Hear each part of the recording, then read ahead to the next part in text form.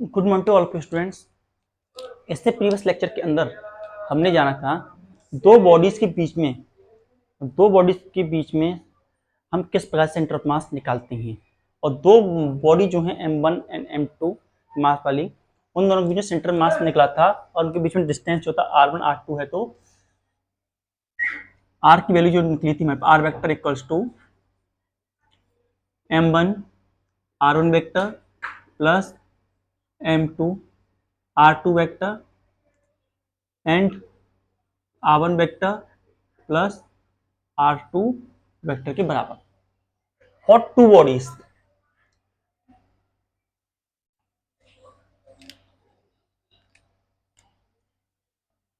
For two body now, और इसी को हम तीन बॉडीज के निकालना चाहें, centre of mass for three bodies, centre of mass for a system of three body. तो हमारा सिस्टम किस प्रकार बनेगा? तो what type of system we are going to have? Centre mass की हमारी कौन सी सिस्टम बनेगी? आर की वैल्यू हमारे पास हो जाएगी M1 R1 M2 R2 plus M3 R3 vector, और नीचे M1 plus M2 plus M3 की फॉर्म में हमें वैल्यू ऑब्टेन होगी।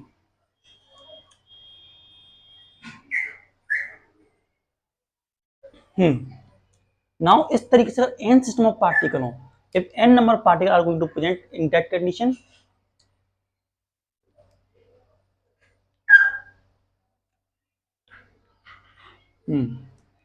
center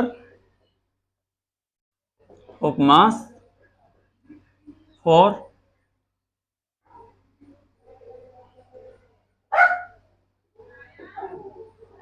n number of bodies of particle, or n numbers of particle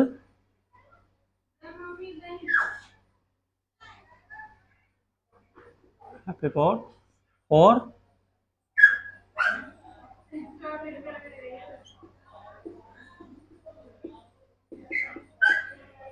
particles or system of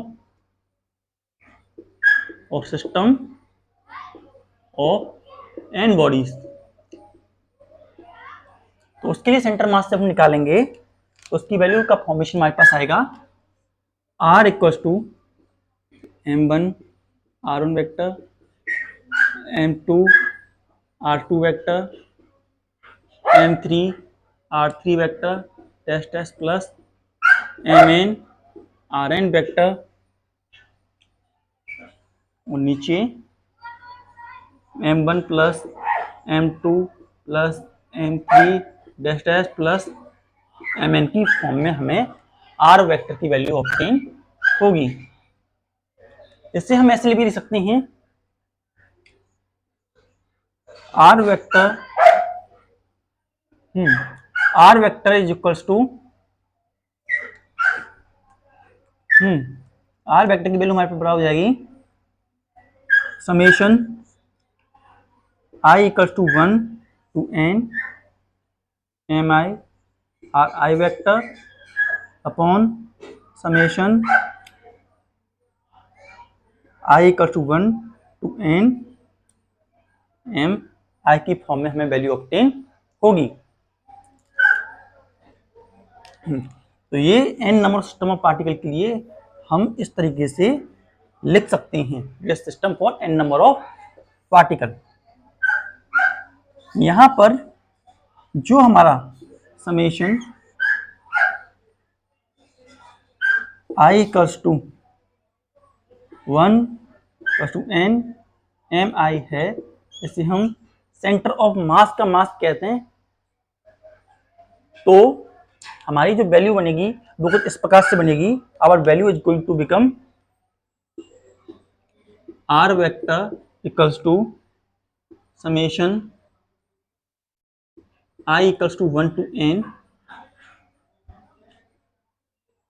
M I R I vector और M का multiply हम इधर कर दें तो ये वैल्यू हमारी निकल करके आएगी। It become the equation for N number of particle. N number of particle के लिए हमारी ये इक्वेशन निकल करके आएगी। नाउ वहीं अगर हम ये मानते हुए चलें कि अगर हमारा सेंटर ऑफ मास जो है वो ओरिजिन पर है, if centre of mass is at origin, तो आर वेक्टर की वैल्यू हमारी जीरो के बराबर हो जाएगी। ये पूरी वैल्यू जीरो के बराबर हो जाएगी। तो m1 r1 vector plus m2 r2 vector and m1 plus m2 equal to zero हुआ। और इसे यहाँ लेके जीरो की वैल्यू हो गई है और हमारे पास क्या बचता है यहाँ पर m1 r1 vector plus m2 r2 vector equal to zero.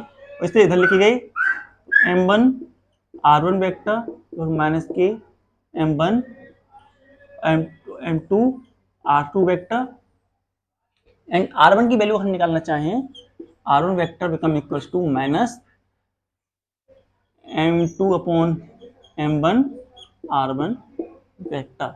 इस फॉर्म में हम वैल्यू फाइंड आउट कर सकती हैं। We are able to find value in that manner. Note it down.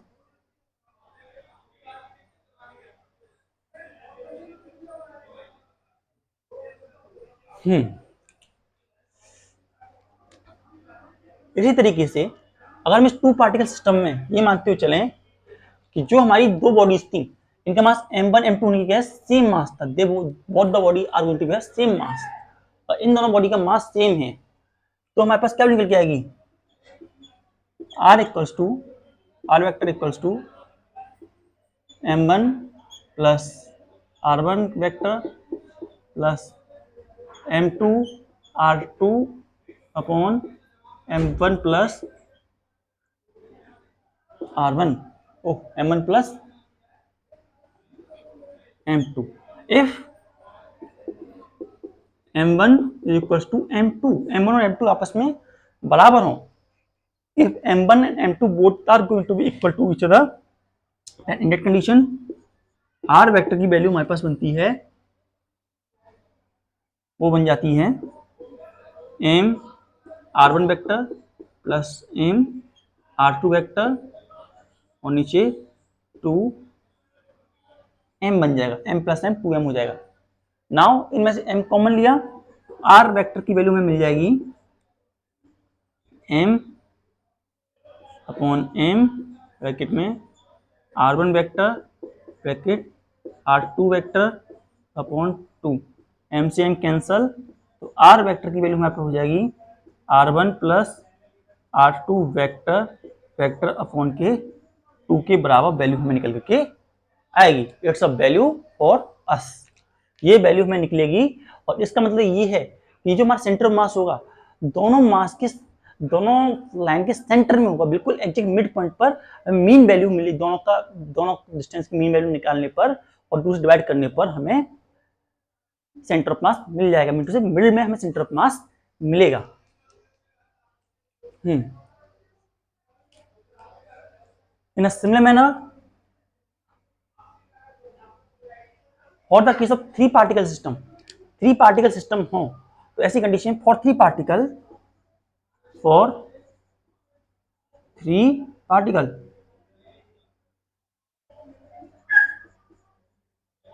तीन पार्टिकल्स के लिए r की वैल्यू हमारे पास होगी r vector equals to m r1 vector m r2 vector plus m r3 vector और नीचे m प्लस m।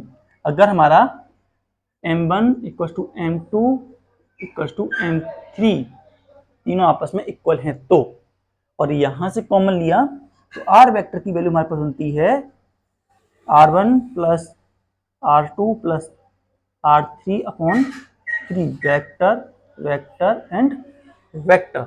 ये हमारे पास r वेक्टर की वैल्यू निकल करके आती है for three particle system. 3 particle system के लिए हमारे पास ये वैल्यू निकल के आती है। नाउ अगर सभी पार्टिकल सेम मास के हों, if all the body are going to have same mass, then क्या कंडीशन निकल के आएगी हमारे पास, what the condition we are going to be have, तो हम यहाँ पे कह सकते हैं, फर्स्ट नोट डाउन, तो हमारे पास जो वैल्यू निकल के आएगी, it's become equals to R equals to M1 R1 M2 R2 vector that has Mn Rn vector and M1 plus M2 plus test dash up to Mn। अगर यहाँ पर M1 equals to M2 equals to M3 equal test dash Mn हो, तो क्या value निकलेगी यहाँ पर हमारी वैल्यू निकलेगी R equals to M R1 vector M R2 vector dash dash M Rn vector और नीचे M plus M up to N, ये वैल्यू निकल के आएगी। तो R की वैल्यू हमारे पास हो जाएगी, M कौन मिलेगा, R1 vector R2 vector plus R3 vector dash dash Rn vector तक, और यहाँ ये हमारा कैपिटल M के बराबर हो जाएगा, और कैपिटल M जो होता है N इंटू M के बराबर होता है, तो इसकी जगह हम N इंटू M रखते हैं, M से हमारा M कैंसिल हो जाएगा, तो R की वैल्यू हमें मिलेगी R1 vector plus R2 vector plus R3 vector dash dash Rn vector upon N vector it's a value in vector form we are going to be have, ये हमें value मिलेगी इन दी vector form.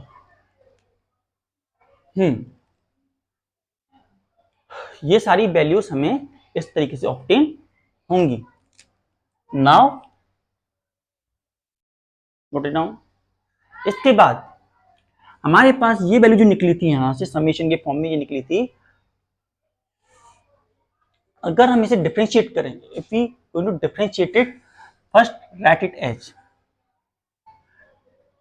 हमारे पास एक question है ये वाली,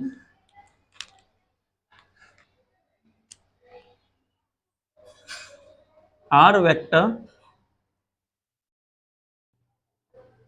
equals to M1 R1 vector plus M2 R2 vector M3 R3 vector dash dash plus Mn Rn vector, ये वैल्यू हमारे पास निकलती है। Now differentiating it both side, differentiating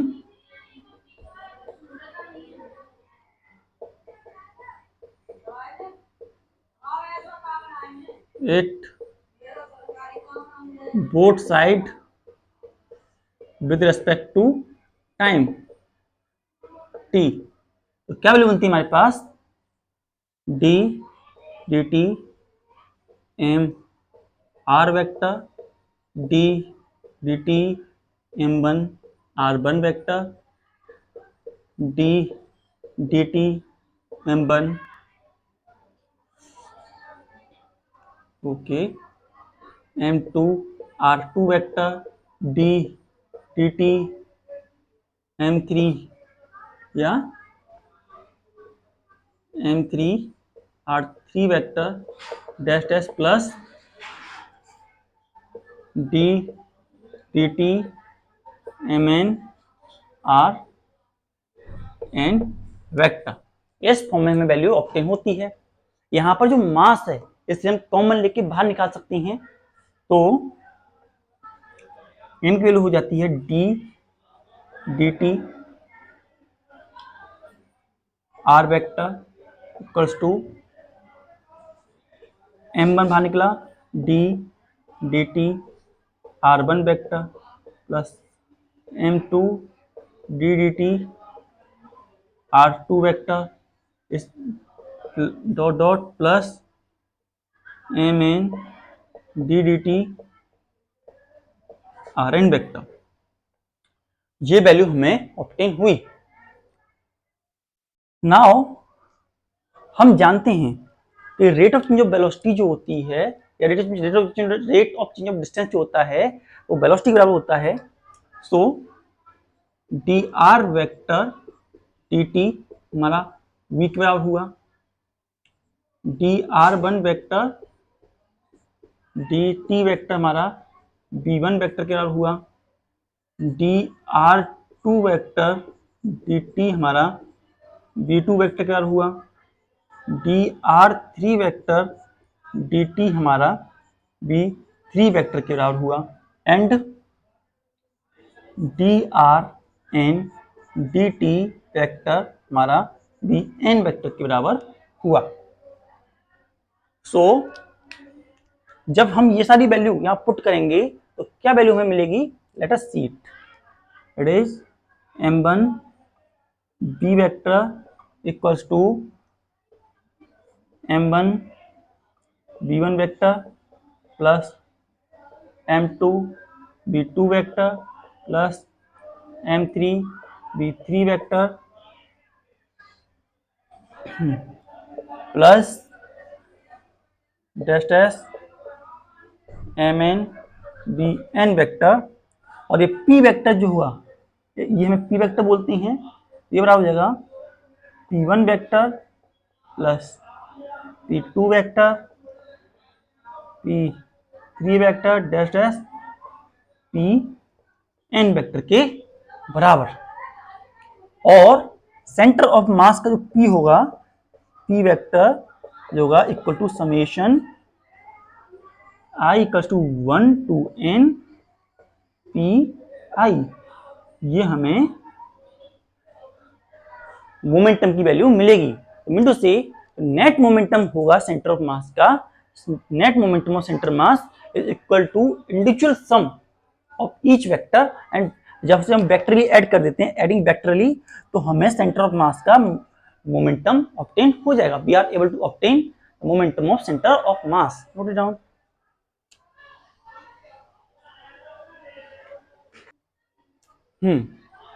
so momentum की वैल्यू हमें ये निकल के आती है। इस तरीके से अगर हम यहां से ये वाली वैल्यू लें जो भी हमें मिली थी, एट इज ये वाली वैल्यू ऑब्टेन यहां से यहां तक लें, तो we have m b vector equals to m1 b1 vector plus m2 b2 vector plus m3 b3 vector dash dash mn bn vector. Now differentiating it with respect to time t,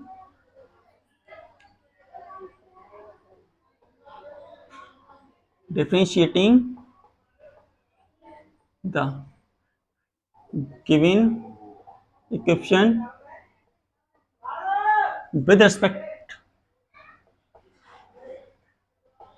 time, तो हमारे पास value आती है यहाँ पर, तो यहाँ से differentiate करेंगे हम d dt, ये मोमेंटम है तो p लिखते हैं, p vector equal to d dt p1 vector d dt p2 vector plus d dt p3 vector dash dash plus d dt pn vector. इस फॉर्म में हमें वैल्यू ऑब्टेन होती है। अब हम इनकी वैल्यू जो है, मोमेंटम की वैल्यू जो है यहाँ पुट करेंगे। So we have d dt m b vector equal d dt m1 v1 vector d dt m2 v2 vector dash dash plus d dt m n b N vector. M इन सब में से हम common ले लेते हैं, we are going to take m common from all of them. तो m d d T b vector equals to m one d b one d T plus M two D T B two vector dash plus M N T T B N vector. ये value हमारे पास निकल करके आती है। Now ये जो value है हमारी, ये हमारे एक्सलेशन के बराबर होती है। तो ये वैल्यू हमारी आती है एम, इसे हम कैपिटल ए से दिखा देते हैं, a equals to m one a one m two a two plus dash dash m n a n के फॉर्म में हमें वैल्यू ऑब्टेन होती है। और ये सारी वैल्यू जो है हमारी फोर्स की वैल्यू है। So we have force equals to F one acceleration vector form, vector vector and vector, F one vector, F two vector, F three vector dash dash F N vector की form हमें obtain होती है। तो mean to से जो force होती है वो भी सुपरपोजिशन प्रिंसिपल को फॉलो करती है। अगर हमें सेंटर ऑफ मास पर लगने वाली फोर्स की वैल्यू निकालनी है तो इंडिविजुअल पार्टिकल कितना फोर्स लगा रहा है उसको लेना है और वेक्टरली ऐड कर देना है। तो हमें जिस तरह मोमेंटम मिला था, लाइक दैट मोमेंटम हमें फोर्स भी उतनी ही ऑब्टेन होगी। और फोर्स को हम कह सकते हैं as force equal to summation I equals to N, I equals to 1 to N F I vector के फॉर्म में हम फोर्स को लिख सकते हैं। तो it is a representation of force we are going to be have, note it down.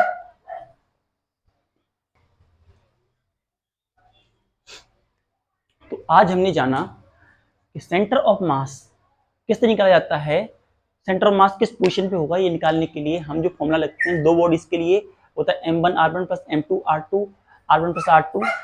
तीन bodies के लिए सेंटर ऑफ मास निकालने के लिए m1r1 m2r2 m3r3 m1 plus m2 plus m3। जब n नंबर पार्टिकल होती हैं तो उसके लिए m1 plus r1 m2 plus r2 m3 plus r3 mn plus rn, और इस तरीके से करते चले जाते हैं। और समेशन की वैल्यू लगा करके i equals to 1 to n M I R I के बराबर इसे लिख सकते हैं ऊपर वाले को, और summation i equal to 1 to n M i के बराबर इसे लिख सकते हैं। नाउ अगर हमारा सेंटर ऑफ मास ओरिजिन पर हो, the centre of mass to present the origin, तो r की वैल्यू 0 हो जाती है और हमें वैल्यू मिलती है सॉल्व करने पर r1 की वैल्यू निकालना चाहें तो r vector equal to negative m1 m2 r vector के बराबर वैल्यू ऑब्टेन होती है। नाउ अगर हमारा मास जो है दो बॉडीज का मास सेम हो तो ऐसी कंडीशन में हमें जो वैल्यू आती है r1 प्लस r2 के अपॉन 2 के बराबर आती है। सिमिलरली अगर तीन बॉडी हैं जिनका मास सेम है तो r1 plus r2 plus r3 upon rn के बराबर वैल्यू आती है। और अगर n बॉडी हैं उसके लिए हमारे पास जो वैल्यू आती है r1 plus r2 plus r3 dash dash rn upon n, ये वैल्यू हमें मिलती है vector vector vector vector vector के फॉर्म में। नाउ ये वैल्यू हमें r के एस्पेक्ट में मिल रही है। अगर हम चाहें तो इसे x बाई जेड की टर्म में भी फाइंड आउट कर सकते हैं। अगर हम इस पूरे m मान लेंगे तो हमारे पास और r की वैल्यू हमारे पास हो एक्स आई प्लस वाई जे प्लस जेड के, एंड r की वैल्यू यहां पर हमारे एक कैपिटल x है, कैपिटल y है, कैपिटल z है। स्मॉल r के लिए स्मॉल i, स्मॉल j और स्मॉल z है। तो ऐसी कंडीशन में हमारी जो वैल्यू निकल के आएगी वो क्या निकल के आएगी, x के लिए हमारी वैल्यू निकल के आएगी summation i equal to 1 to n upon m i x i का whole square upon m. M की बराबर निकल के आएगी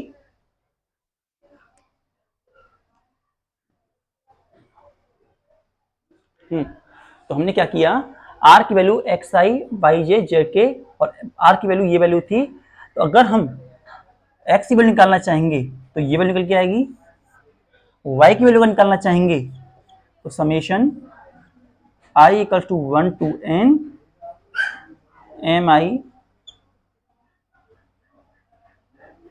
Y I upon capital M. इसलिए जेड की वैल्यू निकालना चाहेंगे for the case of Z, Z के लिए वैल्यू निकालेंगे तो समेशन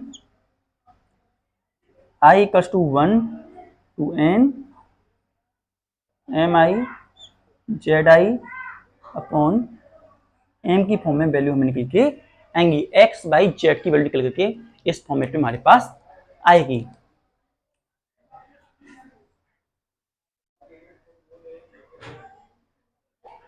नाउ हमारे पास ये जो फॉर्मेट है, एक फॉर्मेट हमारे पास निकल के आता है, अगर हम इसे m मान लें, जो हमारे पास ये पूरा है इसे m मान लें और यहां रख दें इसे, तो m मानते हुए यहां पर ये वैल्यू निकल के आती है। समेशन एम आई को हम इस फॉर्म में रिप्रेजेंट कर सकते हैं, जब हम डिफरेंशिएट करते हैं with respect to time t और डिफरेंशिएट करने पर टाइम t के हिसाब से, तो हमारे पास ये वैल्यू निकल के आती है। अब आर वेक्टर को इस सबको डिफरेंशिएट करते हुए हमारे पास जो differentiation R vector, R one vector, R two vector, ये जो b1 b2 b3 and bn की वैल्यू मिलते हैं, वेलोसिटी की वैल्यू मिलते हैं, और इन्हें पुट करने पर p वेक्टर की value p1 plus p2 plus p3 की वैल्यू मिलती है। इस बात से हम कह सकते हैं समेशन ऑफ वेक्टर, जो समेशन होता है वेक्टर का, मोमेंटम के वेक्टर का समेशन जो होता है, वो हमें सेंटर ऑफ मास की मोमेंटम के बारे में नॉलेज देता है। इन अ सिमिलर मैनर हम जब इस फॉर्मेट को डिफरेंशिएट करते हैं विद टाइम, तो हमें वैल्यू मिलती है फोर्स की, और फोर्स भी इसी तरीके से वेक्टर सम होती है इंडिविजुअल पार्टिकल्स का, जो फोर्स लगा रहे हैं सेंटर पे, उसके वेक्टर सम के बराबर हमें फोर्स भी ऑब्टेन होती है। इस तरीके से हमने ये सारी बातें जानी। Note it down.